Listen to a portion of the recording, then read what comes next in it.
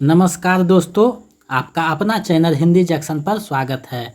आज हम आपके लिए 30 महत्वपूर्ण प्रश्नों को लेकर आए हैं। अगर आप नए हैं तो चैनल को सब्सक्राइब कर दें। आज हम आदिकाल का पार्ट 1 लेकर आए हैं, जो बार बार परीक्षाओं में पूछे जाने वाले 30 अति महत्वपूर्ण प्रश्न हैं, जो हिंदी से संबंधित सारे प्रतियोगिता परीक्षाओं में अक्सर ये प्रश्न पूछे जाते हैं, जिसको आप लोग बहुत आसानी से सोल्व कर सकते हैं। तो चलिए आज के प्रश्नों की तरफ हम बढ़ते हैं। आज का पहला प्रश्न है, आचार्य रामचंद्र शुक्ल के अनुसार आदिकाल का समय कब से कब तक माना जाता है? विकल्प ए है संवत 1050 से 1375 तक, विकल्प बी है संवत 750 से 1375 तक, विकल्प सी है संवत 950 से 1375 तक और विकल्प डी है संवत 1100 से 1375 तक। तो इसका सही आंसर विकल्प ए हो जाएगा।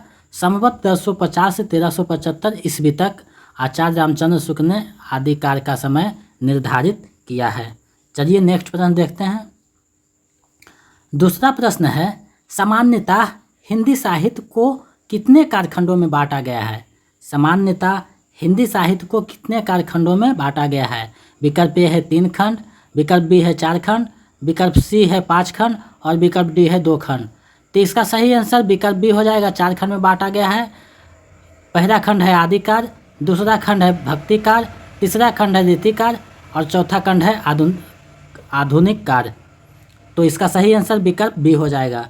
चलिए नेक्स्ट प्रश्न को देखते हैं। तीसरा प्रश्न है, हिंदी का प्रथम महाकाव्य किसे माना गया है? हिंदी का प्रथम महाकाव्य किसे माना गया है? विकल्प ए है रामचरितमानस को, विकल्प बी है कामायनी को, विकल्प सी है परमार रासो को और विकल्प डी है पृथ्वीराज रासो को। तो इसका सही आंसर विकल्प डी हो जाएगा। पृथ्वीराज रासो को हिंदी का प्रथम महाकाव्य माना गया है, जिसके रचनाकार चंदवर दाई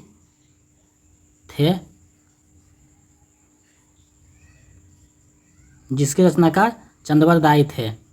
चलिए नेक्स्ट प्रश्न को देखते हैं। चौथा प्रश्न है, हिंदी साहित्य का प्रथम इतिहास कौन है? हिंदी साहित्य का प्रथम इतिहास कौन है? विकल्प ए है the modern vernacular literature of Hindustan, विकल्प बी है हिंदी साहित्य का इतिहास, विकल्प सी है शिव सिंह सरोज, विकल्प डी है इस्तेवार दारित्रुत एंदुई ए हिंदुस्तानी। इसका सही आंसर हो जाएगा विकल्प डी, इस्तेवार दारित्रुत एंदुई हिंदुस्तानी, जिसके रचनाकार गरसा द तासी थे। चलिए नेक्स्ट प्रश्न देखते हैं। पांचवा प्रश्न है, आदिकालीन ग्रंथ में प्रयुक्त रासो शब्द की उत्पत्ति रसायन से किसने मानी है? रासो शब्द की उत्पत्ति रसायन से किसने मानी है? विकल्प ए है गरसा द तासी ने, विकल्प बी है हजारी प्रसाद द्विवेदी ने, विकल्प सी है महावीर प्रसाद द्विवेदी ने और विकल्प डी है आचार्य रामचंद्र शुक्ल ने। तो इसका सही आंसर विकल्प डी हो जाएगा। आचार्य रामचंद्र शुक्ल ने रासो शब्द की उत्पत्ति रसायन से माना है। चलिए नेक्स्ट प्रश्न देखते हैं। छठा प्रश्न है, हिंदी का प्रथम महाकवि कौन है? हिंदी का प्रथम महाकवि कौन है? विकल्प ए है हेमचंद्र, विकल्प बी है स्वयंभू, विकल्प सी है जोइंदू और विकल्प डी है जगनिक। तो इसका सही आंसर विकल्प बी हो जाएगा। स्वयंभू जो है हिंदी के प्रथम महाकवि माने जाते हैं। कहीं कहीं आपको चंद्रवर दाई को भी माना गया है, तो इसमें दोनों विकल्प रहेगा तो स्वयंभू को मारिएगा और स्वयंभू नहीं रहेगा तो चंद्रवर दाई को आप टिक कर सकते हैं। चलिए नेक्स्ट प्रश्न देखते हैं। सातवां प्रश्न है, हिंदी साहित्य का प्रथम इतिहास किस भाषा में लिखा गया है? हिंदी साहित्य का प्रथम इतिहास किस भाषा में लिखा गया है? विकल्प ए है फ्रेंच भाषा में, विकल्प बी है उर्दू भाषा में, विकल्प सी है अंग्रेजी भाषा में और विकल्प डी है हिंदी भाषा में। तो इसका सही आंसर विकल्प ए हो जाएगा। फ्रेंच भाषा में लिखा गया था गरसा द तासी के द्वारा। तो इसका सही आंसर विकल्प ए हो जाएगा। चलिए नेक्स्ट प्रश्न देखते हैं। आठवां प्रश्न है, जॉर्ज गिरियर्सन द्वारा लिखा हिंदी साहित्य का इतिहास कौन सा है? जॉर्ज गिरियर्सन द्वारा लिखा हिंदी साहित्य का इतिहास कौन सा है? विकल्प ए है the modern vernacular literature of Hindustan, विकल्प बी है हिंदी साहित्य का इतिहास, विकल्प सी है शिव सिंह सरोज, विकल्प डी है इस्तेवार दारा लिटरेचर एंदुई हिंदुस्तानी। तो इसका सही आंसर विकल्प ए हो जाएगा, the modern vernacular literature of Hindustan Grierson के द्वारा लिखा गया है। चलिए नेक्स्ट प्रश्न देखते हैं। 9वां प्रश्न है, आचार्य रामचंद्र शुक्ल ने हिंदी साहित्य का आविर्भाव किससे माना है, यानी हिंदी साहित्य का उत्पत्ति किस भाषा से माना है।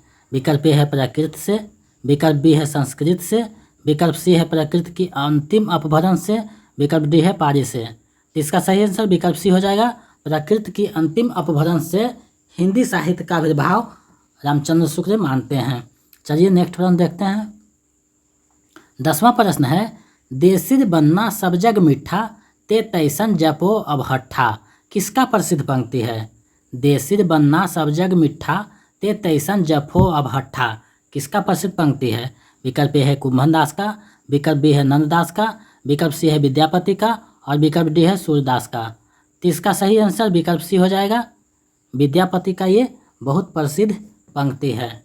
चलिए नेक्स्ट प्रश्न देखते हैं। 11वां प्रश्न है, हिंदी साहित्य इतिहास के काल विभाजन का पहला प्रयास किसने किया, यानी हिंदी साहित्य को काल विभाजन का पहला प्रयास किसने किया। विकल्प ए है गारसा दत्तासी ने, विकल्प बी है शिव सिंह सेंगर ने, विकल्प सी है जॉर्ज गिरियर्सन ने और विकल्प डी है मिश्र बंधु ने। तो इसका सही आंसर विकल्प सी हो जाएगा, जॉर्ज गिरियर्सन जो है काल विभाजन का प्रथम प्रयास किया था। चलिए नेक्स्ट प्रश्न देखते हैं। 12वां प्रश्न है, इनमें से कौन सा इतिहास लेखन की सबसे विकसित पद्धति है। आपको बताना है कि इनमें से कौन इतिहास लेखन की सबसे विकसित पद्धति है। विकल्प ए है विधेयवादी पद्धति, विकल्प बी है वर्णानुक्रम पद्धति, विकल्प सी है कार्यानुक्रम पद्धति और विकल्प डी है समाजशास्त्रीय पद्धति। तो इसका सही आंसर विकल्प बी हो जाएगा, वर्णानुक्रम पद्धति जो है बहुत विकसित पद्धति माना जाता है। चलिए नेक्स्ट प्रश्न देखते हैं। 13वां प्रश्न है, हिंदी साहित्य के इतिहास लेखकों में सर्वप्रथम कार्यक्रमानुसार कवियों का वर्गीकरण किसने किया है।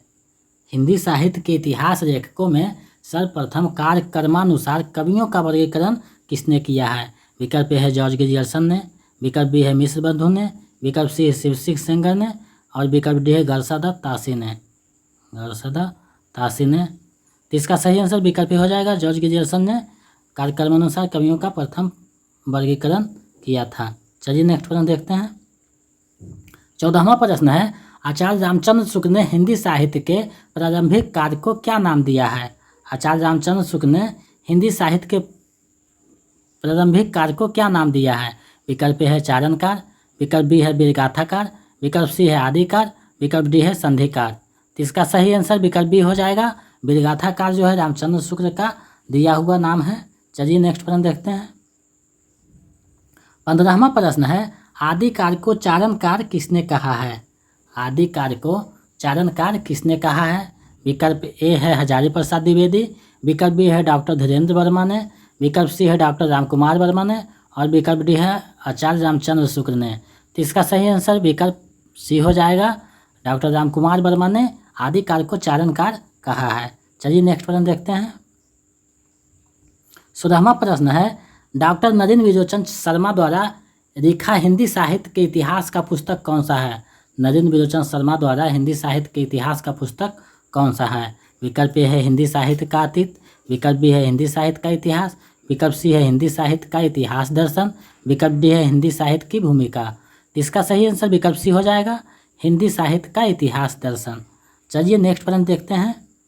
और हाँ, इसका जो है प्रकाशन 1965 में हुआ था। चलिए नेक्स्ट प्रश्न देखते हैं। 17वां प्रश्न है, हिंदी साहित्य का आलोचनात्मक इतिहास पुस्तक के लेखक कौन हैं।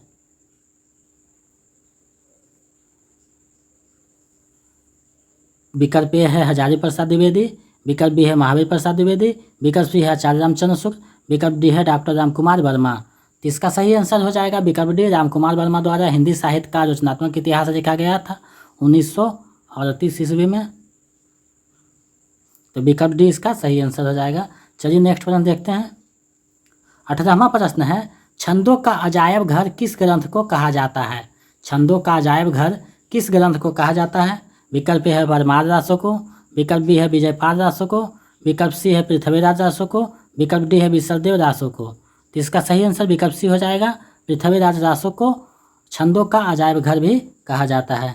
चलिए नेक्स्ट प्रश्न देखते हैं। 19वां प्रश्न है, आदिकालीन ग्रंथ आर्याखंड के रचनाकार कौन है? आदिकालीन ग्रंथ आर्याखंड के रचनाकार कौन है? विकल्प ए है स्वयंभू, विकल्प बी है दलपति विजय, विकल्प सी है जगनिक और विकल्प डी है देवसेन। तो इसका सही आंसर विकल्प सी हो जाएगा। आर्याखंड के रचनाकार जगनिक को माना जाता है, जो वर्षा ऋतु में गाया जाता है। चलिए नेक्स्ट प्रश्न देखते हैं। पहेलियों और मुकरियों के लिए किसे जाना जाता है? पहेलियों और मुकरियों के लिए किसे जाना जाता है? विकल्प ए है विद्यापति को, विकल्प बी है जगनिक को, विकल्प सी है अमीर खुसरो को, विकल्प डी है कबीरदास को। तो इसका सही आंसर विकल्प सी हो जाएगा। अमीर खुसरो को पहेलियों और मुकरियों के लिए जाना जाता है।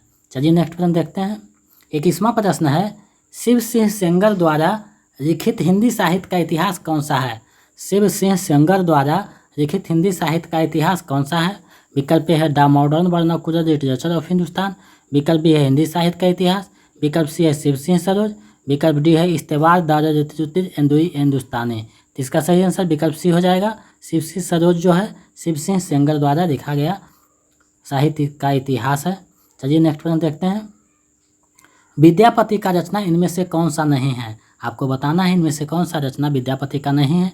विकल्प ए है कीर्तिरता, विकल्प बी है कीर्ति पताका, विकल्प सी है रामचंद्र का, विकल्प डी है विद्यापति पदावली।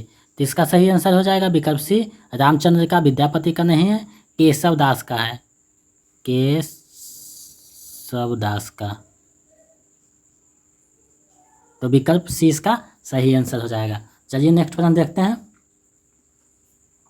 23वां प्रश्न है, आचार्य रामचंद्र शुक्ल द्वारा लिखा पुस्तक कौन सा है? आचार्य रामचंद्र शुक्ल द्वारा लिखा पुस्तक कौन सा है? विकल्प ए है the modern vernacular literature of Hindustan, विकल्प बी है हिंदी साहित्य का इतिहास, विकल्प सी है शिव सिंह सरोज, विकल्प डी है इस्तेवार दार हिंदुस्तानी। तो इसका सही आंसर विकल्प बी हो जाएगा। हिंदी साहित्य का इतिहास जो है रामचंद्र शुक्ल द्वारा लिखा गया था 1929 ईस्वी में। चलिए नेक्स्ट प्रश्न देखते हैं। आदिकालीन ग्रंथ संदेश राशक के रचनाकार कौन है? संदेश राशक के रचनाकार कौन है? विकल्प ए है अब्दुल रहमान, विकल्प बी है दलपति विजय, विकल्प सी है मधुकर कवि, विकल्प डी है भट्ट केदार। तो इसका सही आंसर हो जाएगा विकल्प ए है अब्दुल रहमान जो है संदेश राशक के रचनाकार हैं। चलिए नेक्स्ट प्रश्न देखते हैं। पाहुल दोहा के रचनाकार कौन है? पाहुल दोहा के रचनाकार कौन है? विकल्प ए है राम सिंह, विकल्प बी है पुष्पदंत, विकल्प सी है सरहप्पा, विकल्प डी है स्वयंभू। तो पाहुल दोहा के रचनाकार स्वयंभू हैं, विकल्प डी इसका सही आंसर हो जाएगा। चलिए नेक्स्ट प्रश्न देखते हैं। अपभ्रंश का वाल्मीकि किसे कहा जाता है? अपभ्रंश का वाल्मीकि किसे कहा जाता है? विकल्प ए है स्वयंभू को, विकल्प बी है पुष्पदंत को, विकल्प सी है विद्यापति को, विकल्प डी है जो इंदु को। तो इसका सही आंसर हो जाएगा विकल्प ए स्वयंभू को जो है अपभ्रंश का वाल्मीकि कहा जाता है। ये बहुत महत्वपूर्ण प्रश्न का सीरीज है, आप अंत तक बने रहिए ताकि आप कोई भी परीक्षा को आराम से क्रैक कर सकें। चलिए नेक्स्ट प्रश्न देखते हैं। 27वां प्रश्न है, भारतेश्वर बाहुबली रास के रचयिता कौन है? भारतेश्वर बाहुबली रास के रचयिता कौन है? विकल्प ए है जॉर्ज ग्रेजुएशन, विकल्प बी है सारीभद्र सूरी, विकल्प बी सी है पुष्पदंत, विकल्प डी है सरहप्पा। तो इसका सही आंसर विकल्प बी हो जाएगा। सारीभद्र सूरी जो है भारतेश्वर बाहुबली रास के रचयिता हैं। चलिए नेक्स्ट प्रश्न देखते हैं। 28वां प्रश्न है, पृथ्वीराज रासो कैसा काव्य है? आपको बताना है पृथ्वीराज रासो कैसा काव्य है। विकल्प ए है राजनीतिक, विकल्प बी है सांस्कृतिक, विकल्प सी है श्रृंगारिक, विकल्प डी है वीरगाथा। श्रृंगारिक ऐसे लिखाएगा, छूट गया है। तो इसका सही आंसर विकल्प डी हो जाएगा। पृथ्वीराज रासो जो है वीरगाथा काव्य है। चलिए नेक्स्ट प्रश्न देखते हैं। 29वां प्रश्न है, आदिकाल के अंतिम चरण के प्रसिद्ध कवि कौन थे? आदि काव्य के अंतिम चरण के प्रसिद्ध कवि कौन थे? विकल्प ए है अब्दुल रहमान, विकल्प बी है अमीर खुसरो, विकल्प सी है विद्यापति, विकल्प डी है सरहप्पा। तो इसका सही आंसर विकल्प बी हो जाएगा। अमीर खुसरो जो हैं आदि काव्य के अंतिम चरण के कवि हैं, इसलिए इसका आंसर सही विकल्प बी होगा। चलिए इस वीडियो का नेक्स्ट और अंतिम प्रश्न देखते हैं। 30वां प्रश्न है, आदि काव्य में सर्वप्रथम खड़ी बोरी का प्रयोग किसने किया है? आदि काव्य में सर्वप्रथम खड़ी बोरी का प्रयोग किसने किया है? विकल्प ए है चंद्रवल राय ने, विकल्प बी है विद्यापति ने, विकल्प सी है सरहप्पा ने, विकल्प डी है अमीर खुसरो ने। तो इसका सही आंसर विकल्प डी हो जाएगा। अमीर खुसरो ने जो है खड़ी बोरी का प्रथम बार प्रयोग किया है आदि काव्य में। तो इसका सही आंसर विकल्प डी हो जाएगा। ये था आज के महत्वपूर्ण प्रश्नों का सीरीज। एक प्रश्न जो है आपके लिए दिया जा रहा है, इसका जवाब आप लोग कमेंट सेक्शन में दीजिएगा। दोहा कोश के रचनाकार कौन हैं? दोहा कोश के रचनाकार कौन हैं? इसका जवाब आप लोग कमेंट सेक्शन में दीजिएगा। और समान हिंदी का सभी सीरीज अगर आप नहीं देखे हैं तो आप डिस्क्रिप्शन में उसका लिंक दिया हुआ है, वहाँ से देख सकते हैं। और अगर आप नए हैं तो चैनल को सब्सक्राइब कर दें, ताकि मैं इसी तरह महत्वपूर्ण प्रश्नों का सीरीज लेकर उपस्थित होता रहूं। बहुत बहुत धन्यवाद आप सभी का।